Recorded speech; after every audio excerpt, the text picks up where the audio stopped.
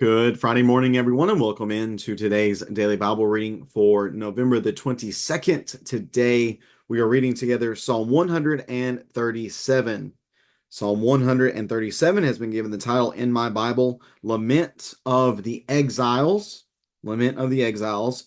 It stands in stark contrast to the tone and flavor of the psalm that we read together on Wednesday, which was a song of praise and celebration for God's eternal love.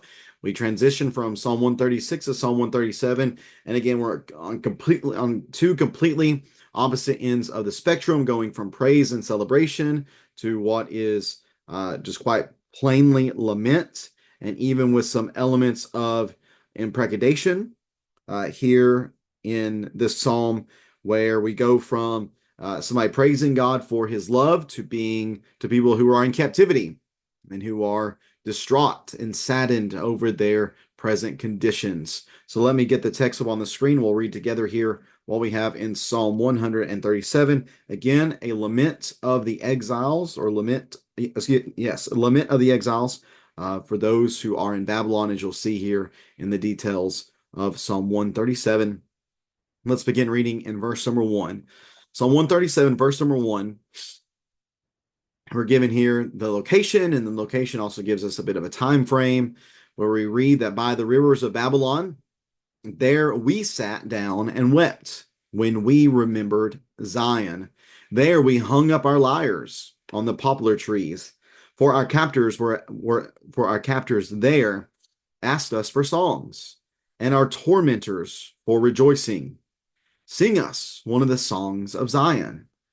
How can we sing Yahweh's song on foreign soil? If I forget you, Jerusalem, may my right hand forget its skill. May my tongue stick to the roof of my mouth. If I do not remember you, if I do not exalt Jerusalem as my greatest joy. Remember, Yahweh, what the Edomites said that day at Jerusalem. Destroy it! Destroy it down to its foundations. Daughter Babylon, doomed to destruction, happy is the one who pays you back for what you have done to us. Happy is he who takes your little ones and dashes them against the rocks. Psalm 137.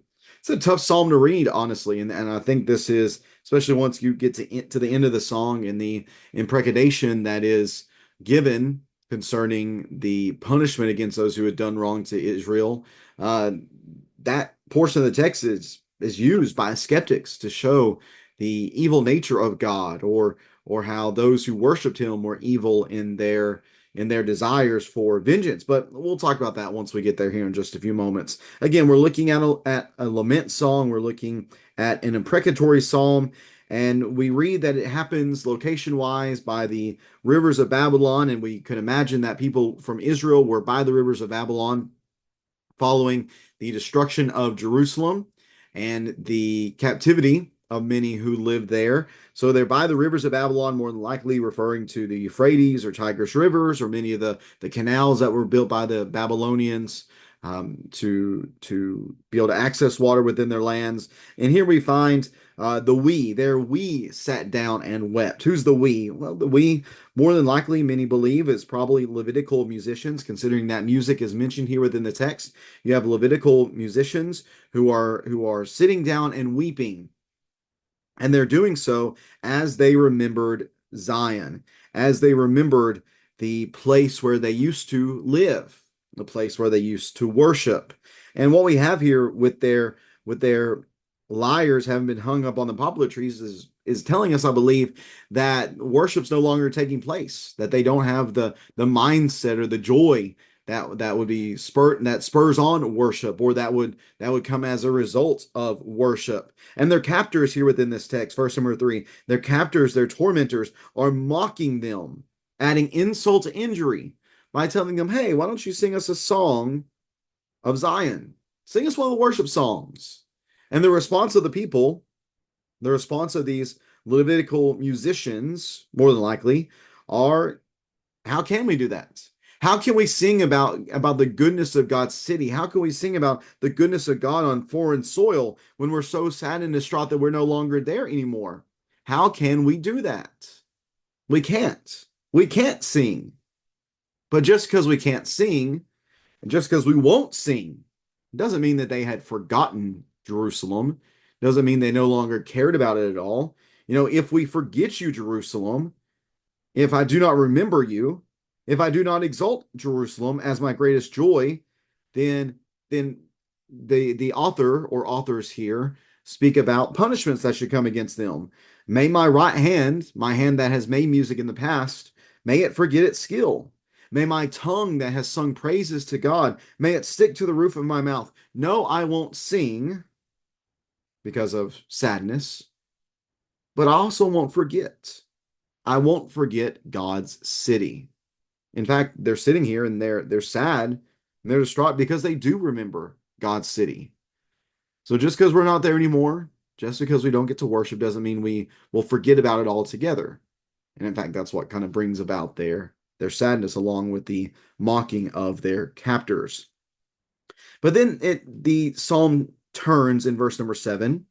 It turns and it uh, turns to God and asks him to remember them. Remember, they just said in verses 5 and 6 that we will not forget Jerusalem. We won't forget Jerusalem. We will remember it as their greatest joy. But then when they ask God to also remember something, to remember their enemies. Remember what the Edomites said that day at the fall of Jerusalem in 586 or so at the hands of the Babylonians. Destroy it down to its foundations. It seems like the Edomites were taking advantage and cheering on the destruction of Jerusalem. So remember them, God. Also remember Babylon. Remember them and how they are doomed to destruction. And happy, or blessed is the one who pays them back for what they've done. Happy is he who takes their little ones and dashes them against the rocks. And this is an imprecation against God's enemies, blessings upon those who avenge Israel. And before we say, well, this is out of pocket, this is not something they should have done, we do read Jeremiah 51 and verse 56, where Babylon is going to be punished. But this is very disconcerting language, isn't it? This is very harsh language, taking little ones and dashing them against the rocks. And yet what we recognize is that this very well is something that the Babylonians did. It is the principle here of lex talionis, an eye for an eye and tooth for a tooth. There's great evidence to suggest that this is the exact type of thing the Babylonians would have done. And this doesn't surprise us. I keep going back to our recent study through Habakkuk and think about the issues that Habakkuk had with the Babylonians and how awful and terrible they were, how they just swept across the land, destroying anybody in their midst. The Babylonians were known for their harshness. They were known for their vicious nature of those that they had conquered. So this seems to be a statement against that, and it also is very much an impassionate protest on behalf of the author. That there is a tense emotion that is seething here through the teeth of the author as he calls upon for the wickedness of the Babylonians to be revisited upon them. Yet again, let's focus on the fact that the author here, or authors, they do this with God in mind. This is not just them seeking vengeance for themselves, but this is them calling upon God for him to remember and for him to be the one that's really backing this vengeance upon God, upon the enemies of his people, both the Edomites and the Babylonians. So a lot going on here in Psalm 137 as we see a great deal of laments, and then we see some of the imprecatory nature of this psalm, calling for God's vengeance to be upon his people. We won't forget Jerusalem. And God, also you, please don't forget those who are guilty of ransacking Jerusalem. And again, that's something that God would eventually do, as I mentioned, from Jeremiah 51. Turn over there real quick. Jeremiah 51 and verse number 56. Jeremiah 51 and verse 56. For Yahweh is going to devastate, this verse 55, Jeremiah 51, verse 55 and 56, for Yahweh is going to devastate Babylon. He will silence her mighty voice. Their waves roar like a huge torrent.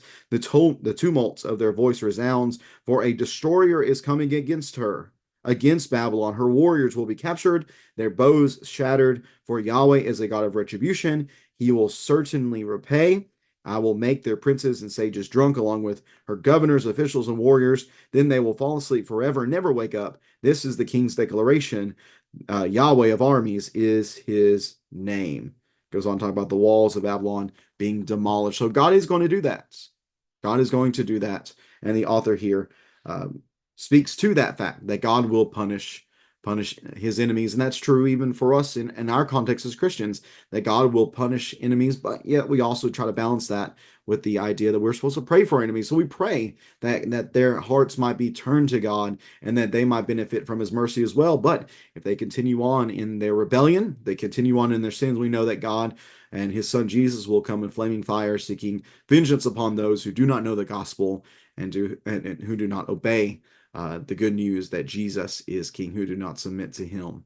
So lots to think about here in Psalm 137. Hope we'll give you something to chew on today. Maybe something else for us to think about is just the desire that the Levitical musicians, again, more likely who's in view here, that they have for being in God's presence. And we can appreciate today the reality that as those who belong to God, as those who have his spirit, those who are part of his family, who belong to his church, that God's presence is always with us. And we can always offer up a prayer or a song or a word of worship to him, no matter where we are. If you have any questions or songs about Psalm 137, please feel free to leave that in the comment section below. And I appreciate you taking some time reading along with me on this Friday. Looking forward to being with everybody together on Sunday for our Bible classes at 10 o'clock and our worship assembly at 11. We'll be doing what people would expect, a Thanksgiving-ish sermon this particular Sunday, and it fits up really well for our daily Bible reading schedule because on Monday we're going to be reading Psalm 138, and we'll expound upon that a good bit on Sunday, studying together and considering what is found in Psalm 138. Just so happens, again, it's incredible how God works with things like this, the coincidences that pop up every now and then, but we will study together on Sunday and then do our normal reading on Monday from Psalm 138, a Psalm of David, a psalm about a thankful heart. So very much looking forward to those next couple of studies and readings together. And also make mention that Sunday is James Clark's birthday. So I want to wish him a very happy birthday as well. Whenever you see James on Sunday, wish him a happy birthday. Thanks again for tuning in. Have a good rest of your Friday. Look forward to being with everybody on Sunday and reading together again on Monday. Take care and God bless.